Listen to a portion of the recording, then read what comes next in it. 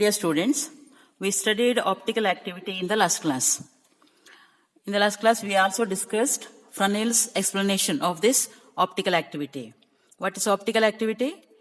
It's a phenomena in which the plane of polarization or plane of vibration of the incident beam gets rotated through certain angle when light passes through certain crystals or certain solutions. The crystals like quartz, cinnabar, they exhibit this phenomena. The solution like sugar solution, turpentine, they also show this optical activity. Here, the plane of polarization of the incident beam gets rotated through certain angle when it passes through the crystal or the solution which is optically active. Today, let us consider the analytical treatment of this optical activity.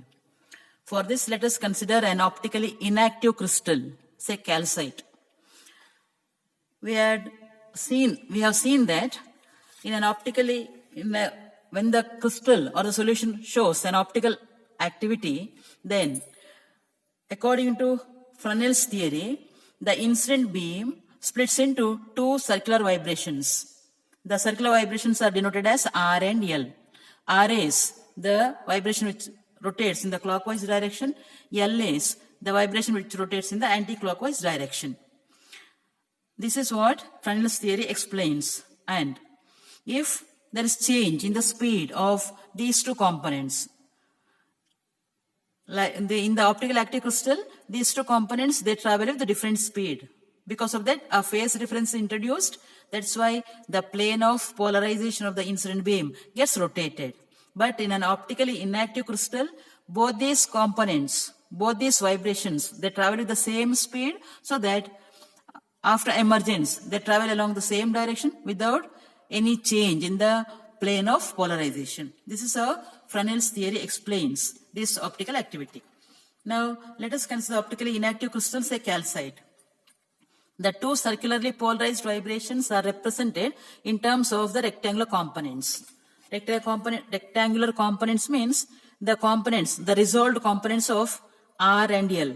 Say this R component, this R vibration, if you split or if you resolve that one into components as X and Y, then the X component is A cos omega t, Y component is A sin omega t. Similarly, the components of L vibration are minus A cos omega t and A sin omega t. See, X component, negative X direction, so it is minus A cos omega t. Y along positive Y direction, A sin omega t. This is the vibrations, circularly polarized vibrations are represented in terms of rectangular components. So here we have the optically inactive crystal. The X components are X1 equal to A cos omega t, X2 is minus A cos omega t. Y1 is A sin omega t, Y2 is A sin omega t. See here, both right-handed vector, left-handed vector, they travel with the same speed. So there is no change in the phase. Both will have the same phase. Both right-hand and left-hand vector, both will have the same phase. This happens in case of an optically inactive crystal. Now find the resultant displacement along x-axis. It is nothing but x1 plus x2. What you get? A cos omega t minus A cos omega t 0. Resultant displacement along y-axis, y1 plus y2. A sin omega t plus A sin omega t, 2A sin omega t. Thus, the resultant vibration of L and R has got the equation y equal to 2A sin omega t. The phase is same as that of L and R vibrations. Amplitude is twice L and R, but here y, the direction of motion of the resultant wave is along the y direction itself.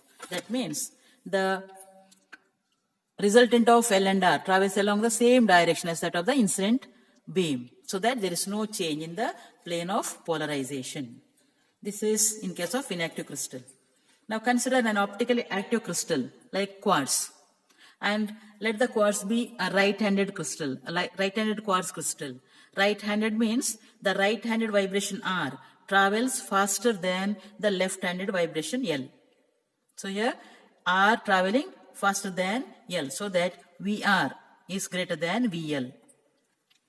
Now again, let us find out the rectangular components of both R and L. Consider the right-handed vibration.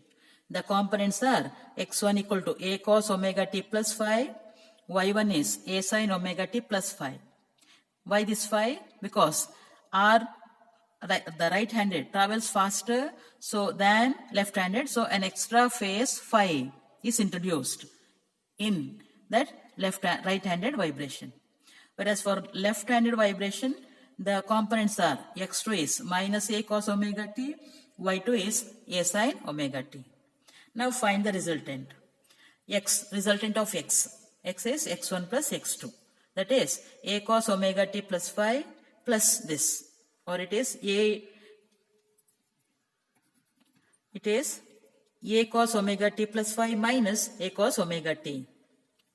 Now expand this one using this formula, cos a minus cos b. It is 2 sin a plus b by 2 sin a minus b by 2. If you expand, you get this. Sin a plus b by 2 sin a minus b by 2. And simplify, you get the expression x equal to 2a sin omega t plus phi by 2 sin phi by 2. Similarly, find the resultant of y components. Y is y1 plus y2. This plus this. And expand this using this formula. Sin a plus sin b. 2 sin a plus b by 2 cos a minus b by 2. So that you get 2a sin this cos omega t plus phi minus omega t by 2. That is y is 2a sin omega t plus phi by 2 cos phi by 2. Now look at these two equations 1 and 2. 1 and 2 give the x and y components of the resultant vibration. What is the resultant vibration? In an optically active crystal, say in an optically active crystal, the incident wave is this, the resultant wave, it is along this direction, the components x and y are along this, and those components are x and y. So that from these two equations, we see that the resultant wave has got the phase, the components of the resultant wave has got the same phase, x component, y component have got the same phase, the phase extra phase, phi by 2 is added.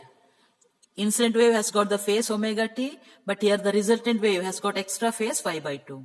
Along with this, we have the terms sin phi by 2 and cos phi by 2.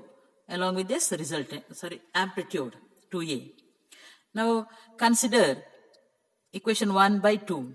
It gives x by y. What is x by y? X by y is sin phi by 2 by cos phi by 2, nothing but tan phi by 2.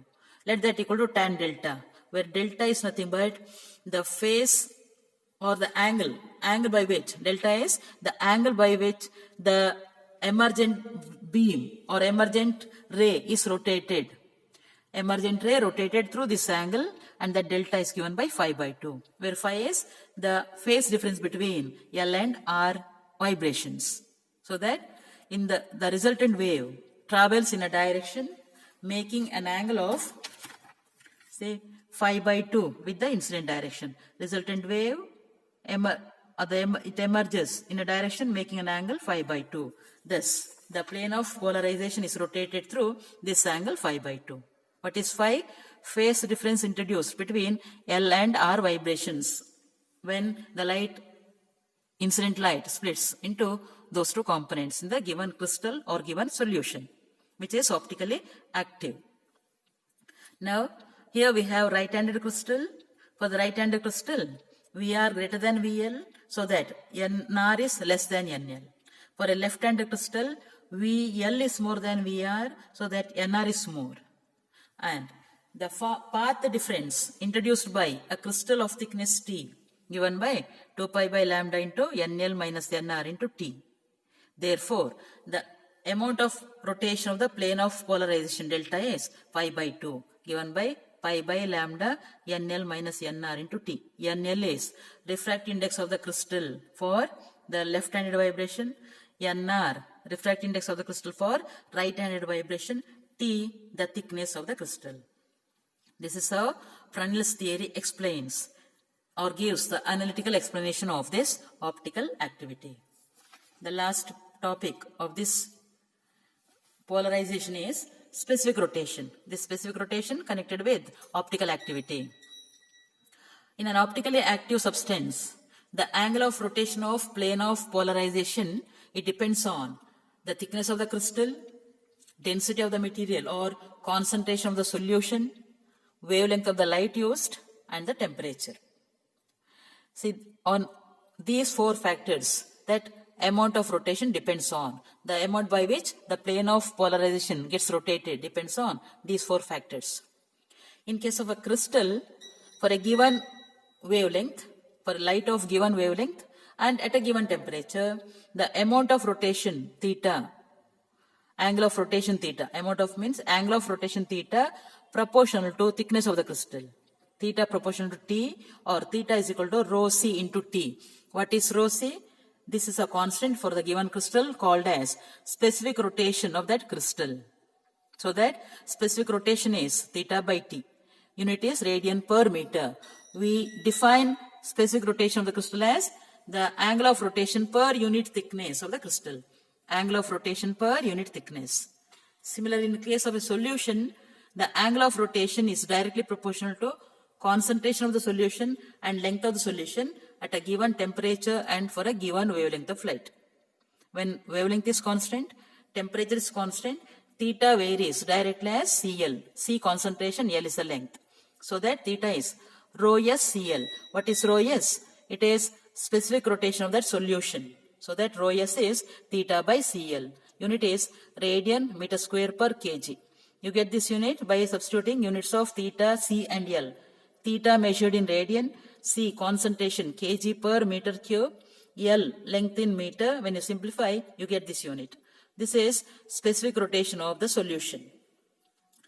And specific rotation of the solution, it is defined as the angle of rotation produced per unit length of solution per unit concentration, or the amount of rotation produced per unit length per unit concentration of the solution at a given temperature and for a light of given wavelength. This is about specific rotation. The specific rotation of any solution can be measured or can be determined using a device called polarimeter. Polarimeters are used to determine the specific rotation of the solutions. With this, I stop here. Let us continue the next class with another topic. With this, we have come to the end of the topic polarization. Thank you.